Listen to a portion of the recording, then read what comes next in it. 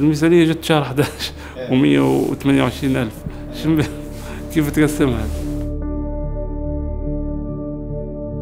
نشتغلوا على 5 حاجات أساسية: الأمن، الصحة، التعليم، المياه والنظافة. يعني أكبر مشكلة كانت تواجه فينا مشكلة المياه، يعني زي ما نقولوا إحنا خزان المية يوصل 70 دينار. إذا كان أنت في الشهر تستهلك مرات بطيئة أنت ب 140 دينار مرات. هذا كان حافظ ترى، كان عائلة كبيرة مشكلة، 140 تجيبهم في ظل الأزمة الموجودة الآن، أزمة السيولة. هذه عادي منها سكان البلدية بالكامل، يعني سكان بلدية يفرق من 4 شهور بياخذوا في 300 جنيه.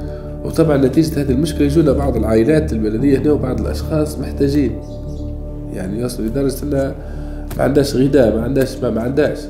صار نزوح لطرابلس بشكل غريب، فنشبع في نسبة نزوح واصلة هنا كيفرن نشبع فيها 80% سكان طرابلس.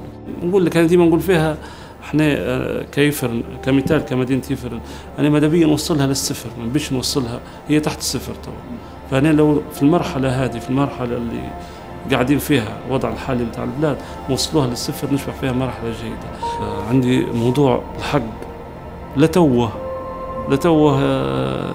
متاع التربية. الحق في مدرسة في يفرن في منطقة يقولوا لها البراهم. هذه المدرسة حرام تكون مدرسة، نقولها لكم، قصدي مش مدرسة. المدرسة هذه أصلها هي دارين بنيهم لإمام المسجد سنة 1980، واستمرينا عليهم بالمجهود الذاتي والترميم وإلى آخره، ونطالبوا من مدة 20 سنة أو 30 سنة توا نطالبوا في الحكومة على أساس أنه مدنا يد المساعدة، وهاوريتوا بعيون. مواقف معين طاحت عليهم المدرسة، مرة كانت هذه جماعة تعرف هذا طاحت عليهم المدرسة وجينا احنا نقضناها. احنا قلنا لهم صينوا غير 3 فصول الأرضية تاع المدرسة الجديدة، كل ما ياخذوش 100,000 و200,000. هم يحاولوا. نقول لك أنا كمجلس بلدي والله داروا معنا المستحيل. قدمنا أوراق المدرسة، فهل الجهات المسؤولة تتجاوب معنا في استكمالها مدرسة أو لا؟ فلو ما تجاوبوش ما عندناش حل ثاني. أنا حاول لو عندنا ميزانية أنا قدوة نكملها.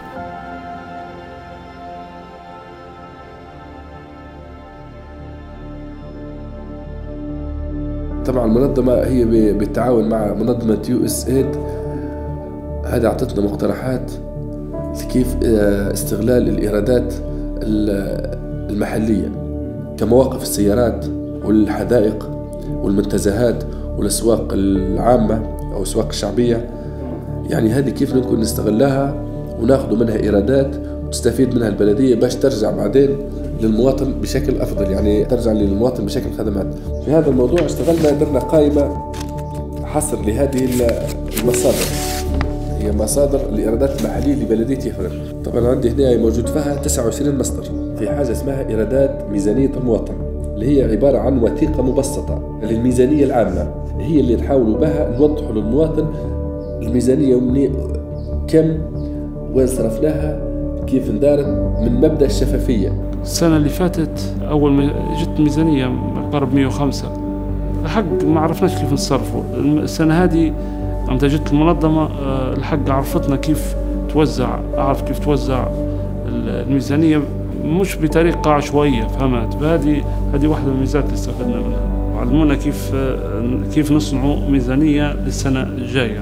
برنامج USAID حاولوا أن شنو المقترح متاعهم أنه يطوروا المهارات والقدرات الإدارية اللي داخل البلدية، ووضحوا لنا كيف نستغل الموارد الموجودة داخل البلدية للصالح، يعني الصالح العام، يعني وصالح المواطن بصفة عامة.